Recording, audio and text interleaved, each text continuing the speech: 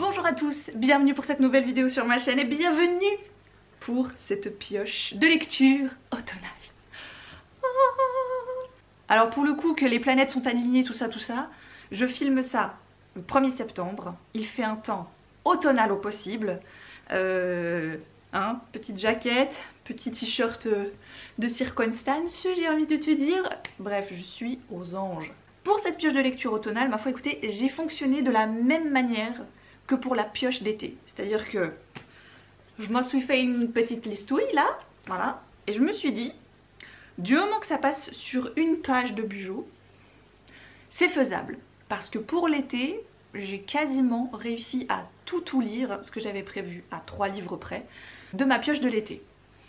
Ce qui fait que, techniquement, c'est pas impossible. Après, je vous avoue aussi qu'il y en a, c'est des pavés comparé à la pioche de l'été qui était un peu plus des petits livres, des trucs qui se lisent vite, tout ça. Là j'ai des machins, je suis là, mon dieu. Vous le savez, j'aime avoir le choix. Cette liste, je suis absolument pas obligée de m'y tenir parce que on aime se mettre des challenges, on aime se mettre des listes, j'aime faire des listes. Ma vie se résume à des listes parce que c'est mon truc à moi. Voilà, j'aime ça. Mais je vous assure que je n'en fais pas des cauchemars si tout à coup j'ai pas tout coché. Hein. Tout se passe bien. J'ai mis ma petite jaquette, mais le fait de vous parler, ça me donne chaud, mine de rien. Et j'ai même allumé des bougies, mais on les voit pas parce que je les cache.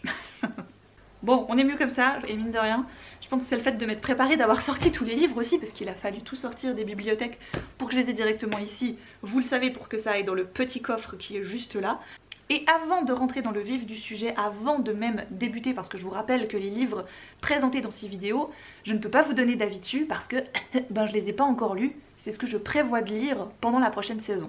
Mais il y a 2 livres que j'ai déjà lus et que j'ai envie de vous présenter pour cette vidéo parce que franchement ils sont pile poil dans le thème. Je suis en partenariat pour cette vidéo avec les éditions Lumen que je remercie énormément pour leur confiance et le fait de m'avoir donné envie, permis de lire. Tadam!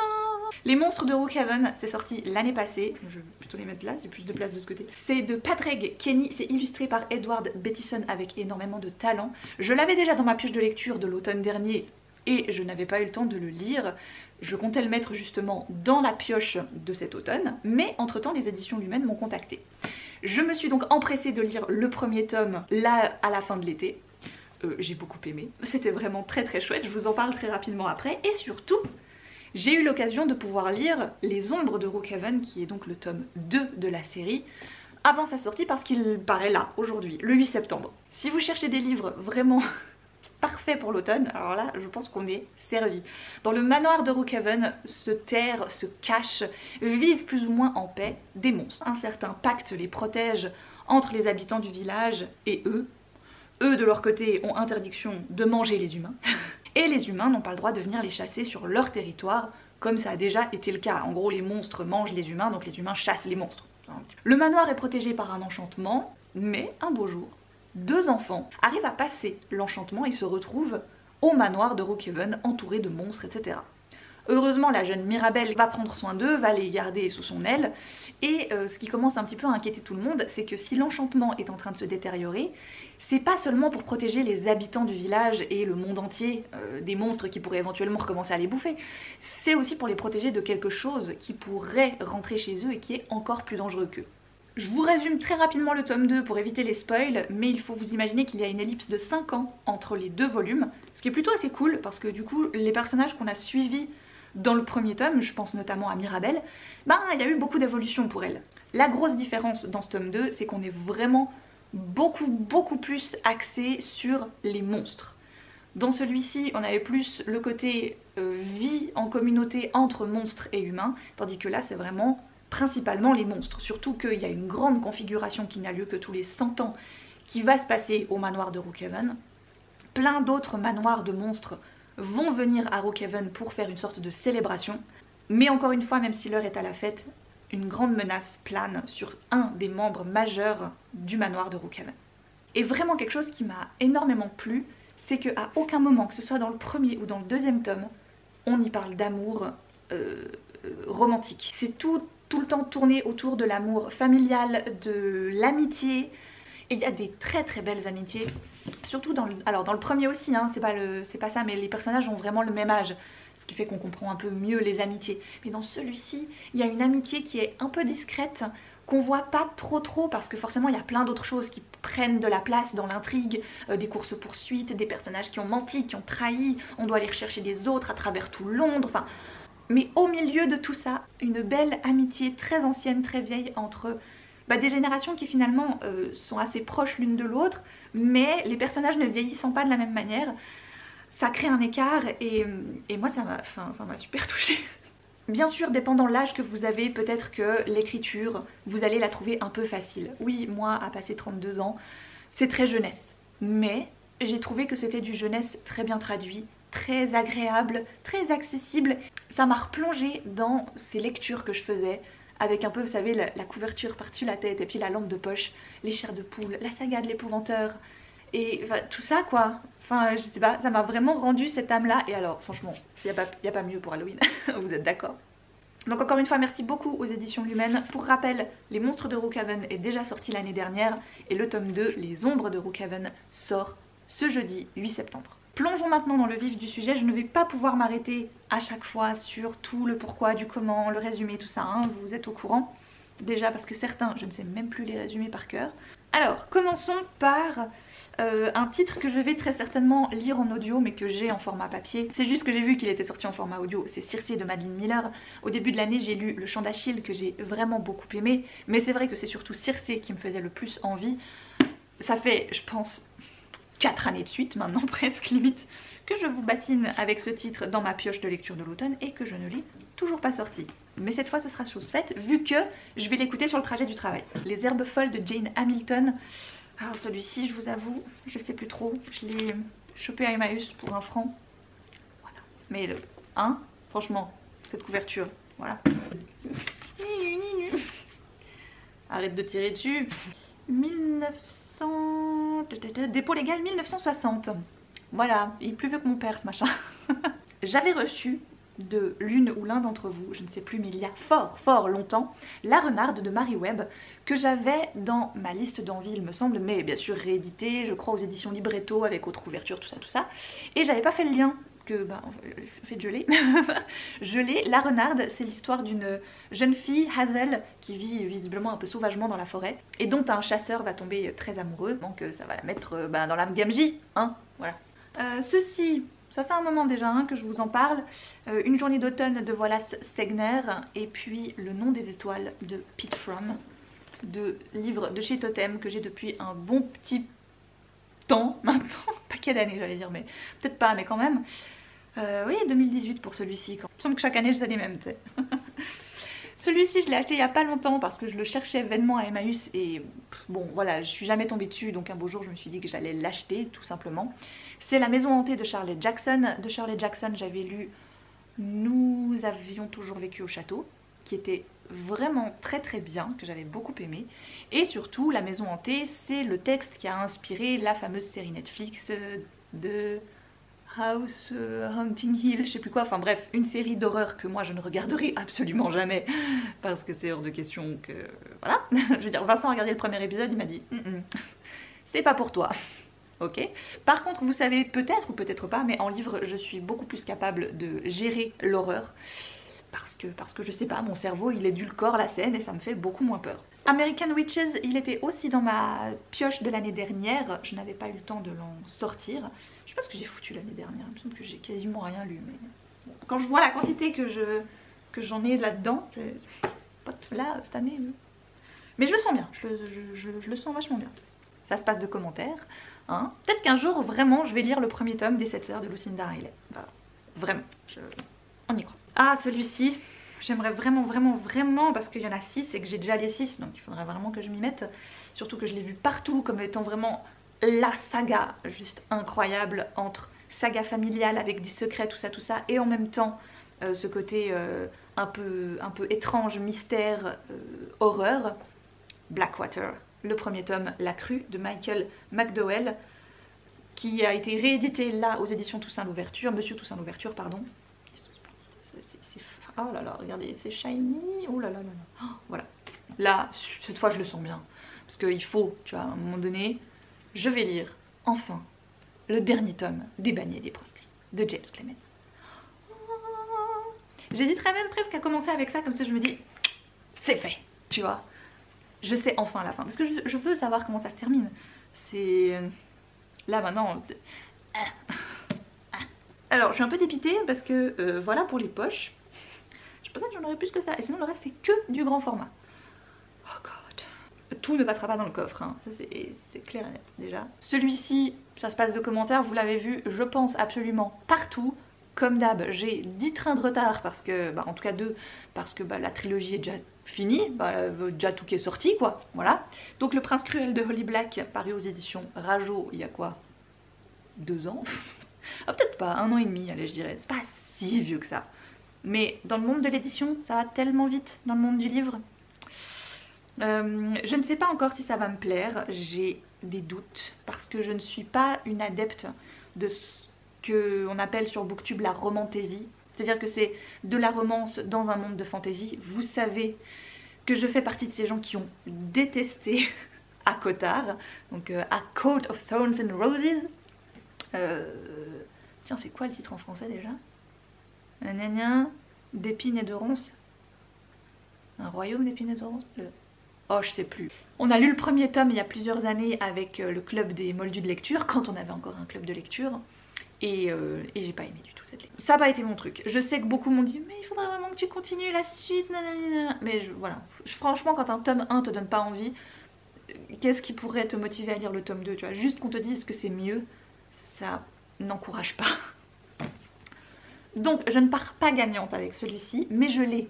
Les éditions Rajo me l'avaient envoyé et je suis curieuse. Parce que vous voulez savoir pourquoi j'ai envie de lire ce genre de bouquin et pourquoi des fois je persiste absolument, parce que je vois le bonheur et juste la hype autour de ces titres que les lecteurs et les lectrices ont, qui aiment ce genre là et qui sont là genre c'est merveilleux, c'est génial, oh là là je suis passée par tant d'émotions, tout machin et tout, il y a tout ce qu'on aime, il y a de la magie, il y a de l'aventure, il y a de l'amour, il y a tout ça, il y a tout ça.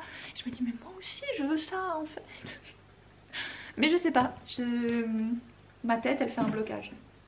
Le Sanctuaire des Monas, je l'ai pris au travail l'année dernière quand il est sorti. Et je t'avoue, je sais plus. Mais on y parle de sorcières, on y parle de magie, on y parle d'amitié. Ça m'a vite fait penser aux... Ah, comment ça s'appelait? Les sorcières du clan du Nord, que j'avais, vous savez, adoré ce premier tome, il était juste incroyable. Le 2 et la fin, donc beaucoup moins. Et là encore une fois, ce sont 2 personnages qu'on va rencontrer, 2 jeunes filles qui n'ont rien en commun. L'une est adoptée, elle a un prénom un peu étrange, et puis elle a une tache de naissance en forme de lune qui l'intrigue énormément. L'autre est persuadée qu'elle sait lire dans les étoiles, lire dans les cartes, dans les feuilles de thé, tout ça, et alors qu'elles ont absolument rien en commun, elles vont se retrouver coincées dans une maison en Slovénie. Et voilà.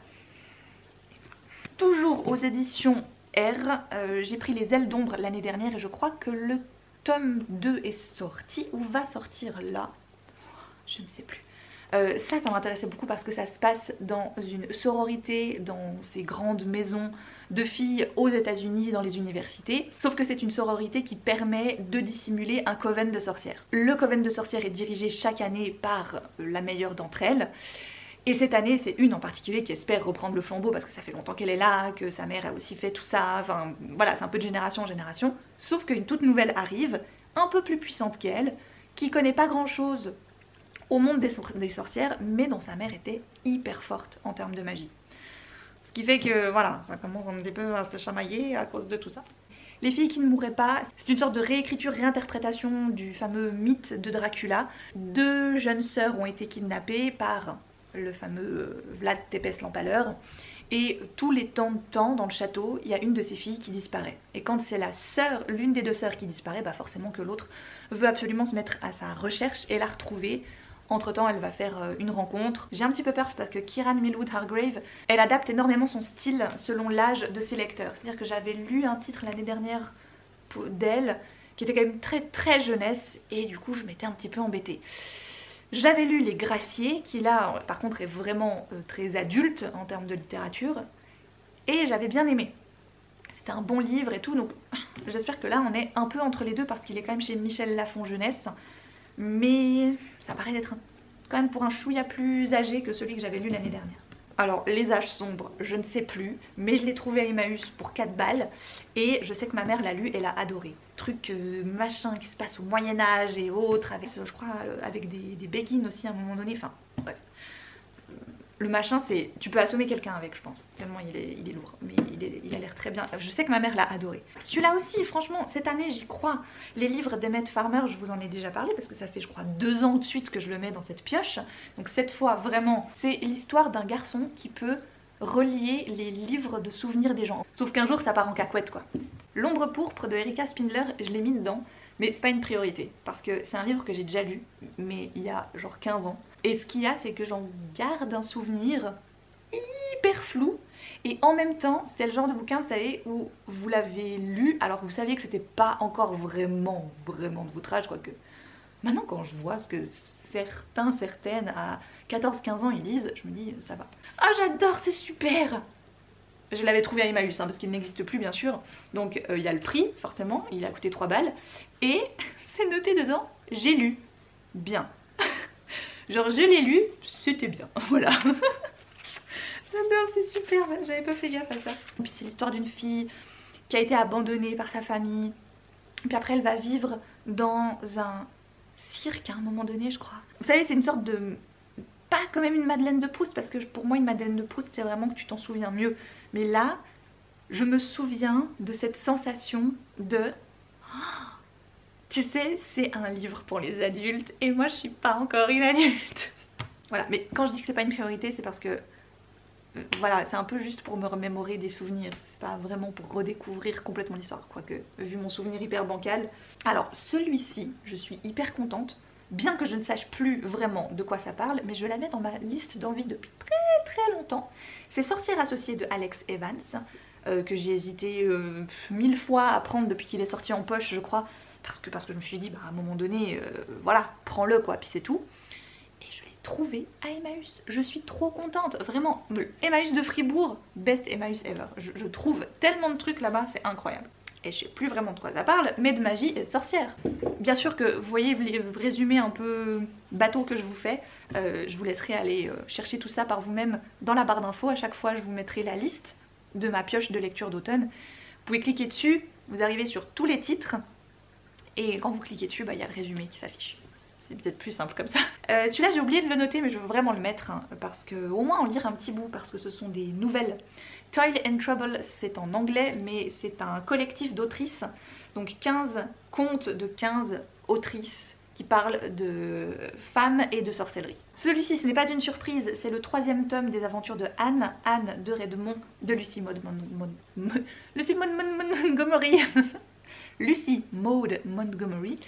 J'ai des vacances en automne. J'ai dit un tome par vacances.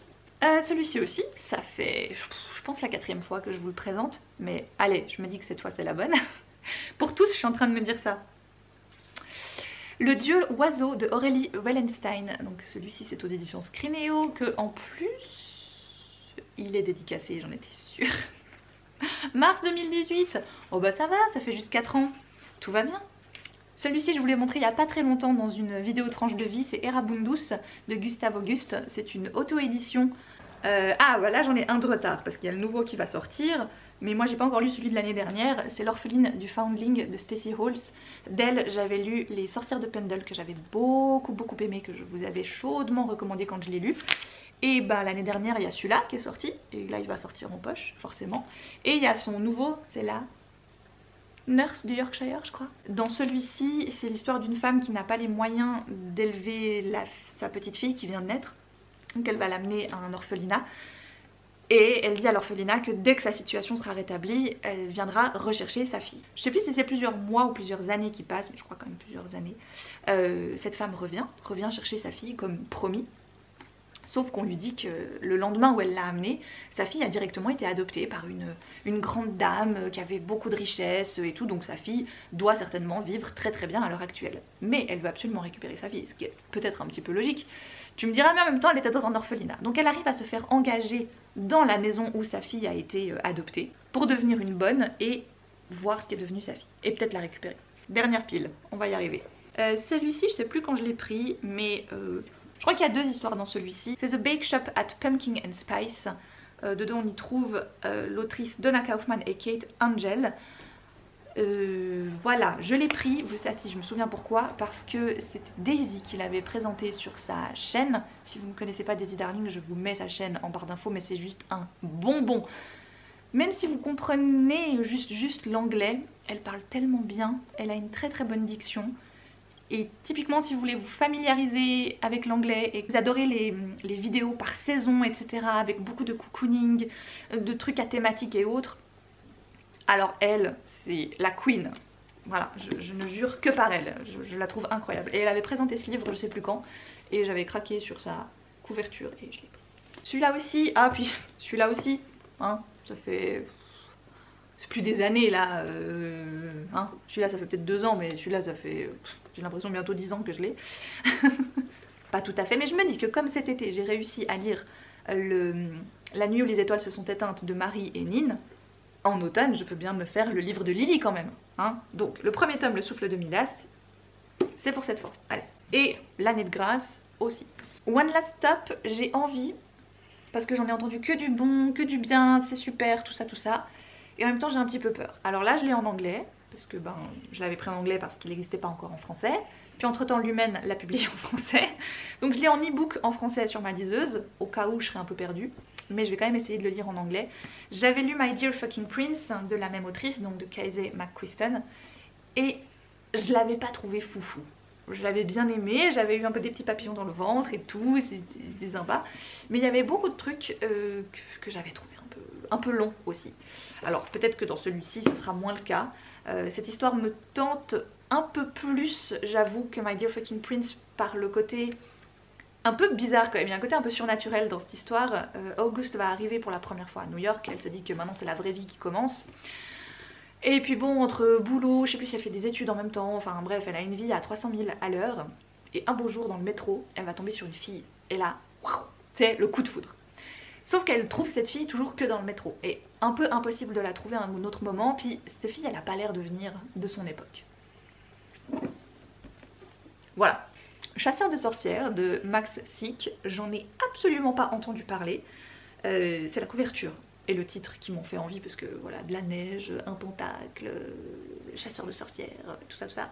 Des cadavres de femmes vont être retrouvés et la police se rend assez vite compte que le mode opératoire du tueur ou des tueurs correspond aux scènes écrites par un auteur dans ses bouquins. Alors est-ce que c'est l'auteur lui-même qui fait ces meurtres et qui ensuite les décrit dans ses bouquins, ou est-ce que c'est des fans de l'auteur ou des gens qui ont lu les livres de l'auteur qui essayent de dissimuler leurs crimes en s'inspirant des écrits d'un auteur?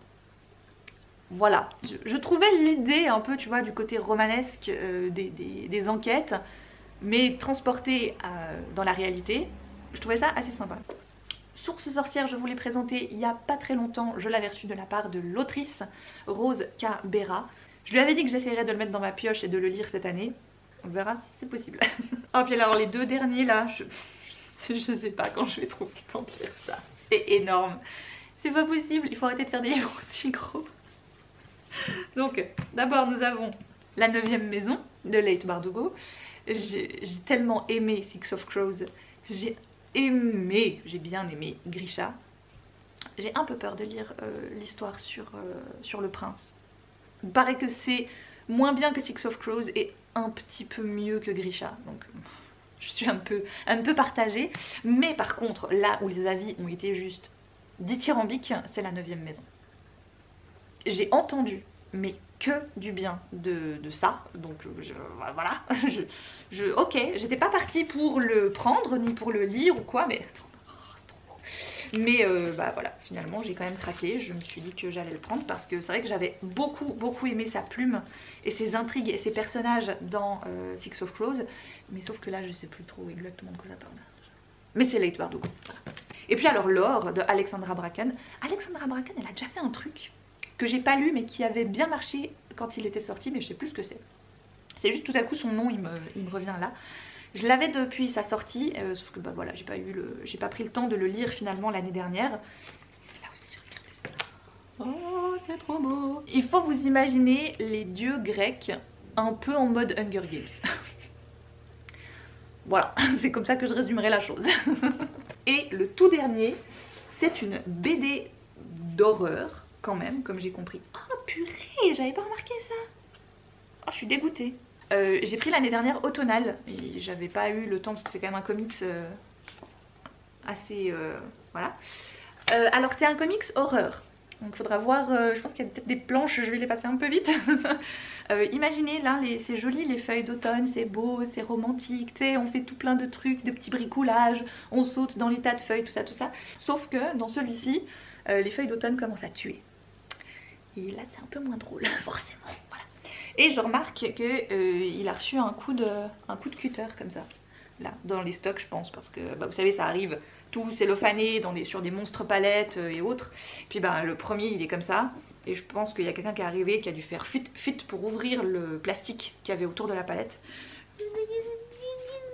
Ça me fait un peu moins parce que au pire je ne l'ai pas payé, c'est aux éditions 404. Et les éditions 404 c'est une des maisons d'édition qu'on diffuse au bureau chez nous. Donc j'ai pu l'avoir en SP, donc bon, c'est pas non plus la fin du monde. Eh ben, je me réjouis trop et en même temps, je me dis comment je vais lire tout ça. Bon, j'ai 3 mois, hein, vous me direz. C'est faisable. J'ai bien réussi en été. Je pense que la vidéo de Guimauze sur le Pumpkin Autumn Challenge est sortie. Je pense que la plupart d'entre vous êtes déjà en train ou avez déjà préparé vos pioches de lecture, vos petites listes de lecture. Mais si, à tout hasard, vous cherchez encore quelques idées, ben voilà, you're welcome. Pour ma part, je suis très heureuse que cette période automnale commence. Je suis très impatiente, je ne sais pas par quel livre je vais commencer d'ailleurs, de lire ces livres-là. Dans les commentaires, n'hésitez pas vous à me dire ce que vous aimeriez absolument lire cet automne. Je vous embrasse très fort, je vous souhaite de merveilleuses lectures, un bon début d'automne et je vous dis à une toute prochaine.